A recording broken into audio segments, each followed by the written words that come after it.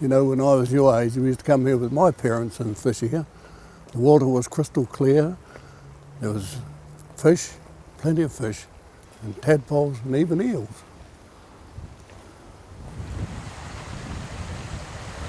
What's the matter, Jordan? Well, I've been internalising a really complicated situation in my head. What? Well, there doesn't seem to be any fish, or eels, or tadpoles. Is it because the water isn't as clear anymore? That's part of the reason. With pollution getting into the rivers and the streams, many of those creatures have died long ago. You know, I want to see what this river used to look like. How can we stop the pollution from getting into this water? Your Uncle Hadley, he works for the council and the wastewater department. He knows all about this stuff. Maybe we should go and ask him, huh? Okay. Okay.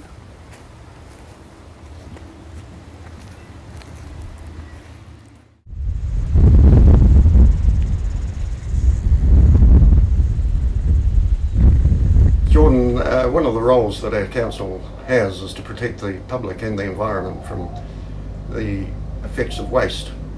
And at this facility here, we treat the wastewater. So you guys deal with what goes down the loo, or the sink? That's right. Every house discharges into a network of pipes and pump stations which run underground under the roads, and that finishes up here, and we have means of being able to take that obnoxious material and make it quite safe. I learned that fish could die of pollution. Do you guys deal with that too? That's correct. Come and have a look and we'll show you. Sweet. Right, Jordan, this is the first part of the process. We have big rotating drums made of this material, and that takes out all the big pieces of food and the rags. It allows the water to go through into the rest of the treatment process. This is the smelliest part of the whole process.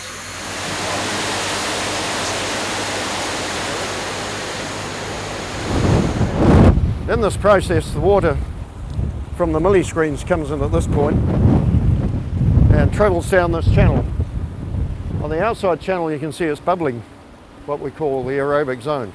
Oh, yeah. In the aerobic zone, the bacteria use the air that we put in to degrade the polluted material. In this channel here we have anoxic zone.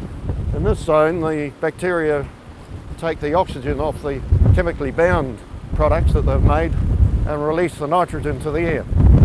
Right, Jordan, what I'll do is I'll show you what happens on the clarifiers. We'll just take a sample out of here. That looks disgusting. That is very dirty looking, isn't it?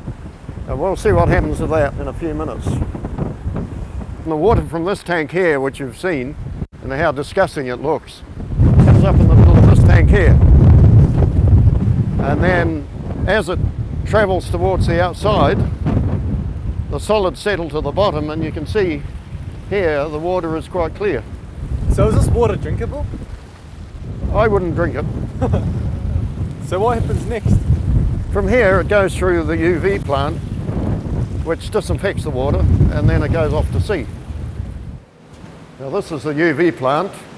You can have a look at the lights, but just look at them briefly because they can damage your eyes. This is ultraviolet light, which is very intense. Are there any chemicals added to this water? Not at all. This light does the disinfection. In effect, it gives the bacteria a very serious sunburn. And if we look over here, it gives you some idea of the volume of waste that's produced in the city. You can imagine this is going 24 hours a day, and this goes out to sea. Kora says fish are still dying in our polluted waters. Why is that? That's a good point. While we treat the water to our utmost ability here, there are some chemicals that get through the system. And things like detergents that you use and your mum uses in the laundry and in the kitchen, your soaps and your toothpastes, we treat it as well as we can, but all of those will still go through.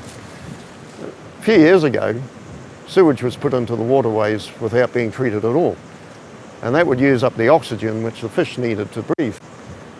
And so the fish would die. So if we can't take out all the chemicals, well, why don't we use less in the first place? Well, that's a very good point.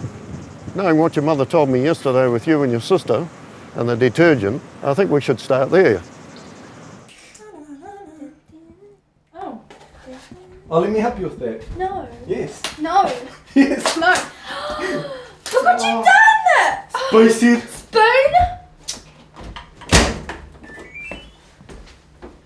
You know how Coro lives out in the farmlands? Yeah.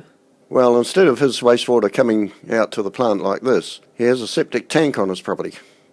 It has all kinds of microbes in it that help to break down the solid waste products that leave from his house. So wastewater from Coro's house is processed on his farm. That's right. The clean water then runs through underground pipes and into his field. He has to have the tank cleaned out and checked very often to make sure that it is running properly. If poorly maintained, a lot of pollution could seep into the rivers. I've been thinking about the situation in my head. I'm going to try and find out what chemicals harm our environment. Anyways, thank you, Uncle. Cheers. Laters. Right, take care, bud. Be kind to your sister.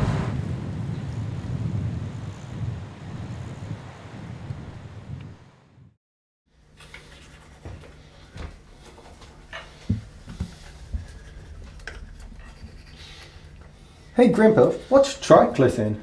I don't know. Is it one of those chemicals that harm our environment? Maybe you should go down to and ask one of those boffins down at the laboratories. You mean like a scientist? That's the one. Well, You know, you spend hours on that YouTube thing. Why don't you look up some information for yourself? okay then. Okay. Thank you.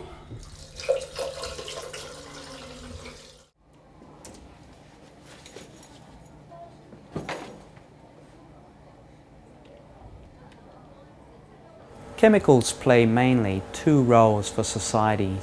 The first one is to maintain our health, and the second one is to maintain our quality of life.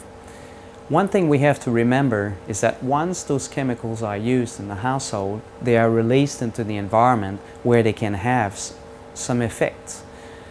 Triclosan is one of those chemicals that is commonly used in the household as a broad-spectrum antimicrobial agent to inhibit microbes such as bacteria that can cause disease.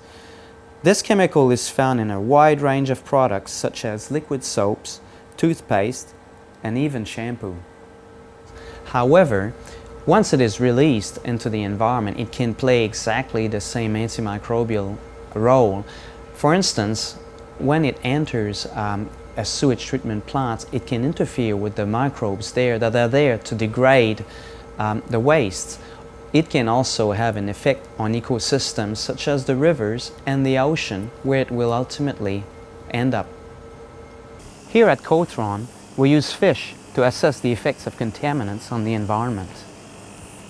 The approach that we take is to measure specific responses in fish that are exposed to those contaminants. And we compare the responses to fish that come from cleaner environments. Here at ESR, we're working with Cotron to look at the impacts of some of the chemicals, such as triclosan, on the environment. And in ESR, we're particularly interested in soil. So here we have a couple of soil types that we've collected from the field. And in this experiment, we're applying wastewater from houses, and this wastewater might contain chemicals such as triclosan, and we're interested to see what happens to the soil. So let's go and have a look in the lab. So here's some soil we've brought from outside, and we need a well-functioning, healthy soil to produce healthy crops. So soil contains a community of microbes that have really, really important jobs in soil function and soil health. And some chemicals can affect the way these microbes work. So here at ESR, we can look at some of these microbial processes in more detail. An example of one of these that we look at is the phosphatase enzyme. Triclosan is only one chemical that we're using in the household. There are multiple other examples, such as metals that are found in antiperspirants and shampoos. There are fragrances that are used in shampoos and soaps. The impacts of those chemicals, once released into the environment, is unknown. However, it is recommended that we minimize their release.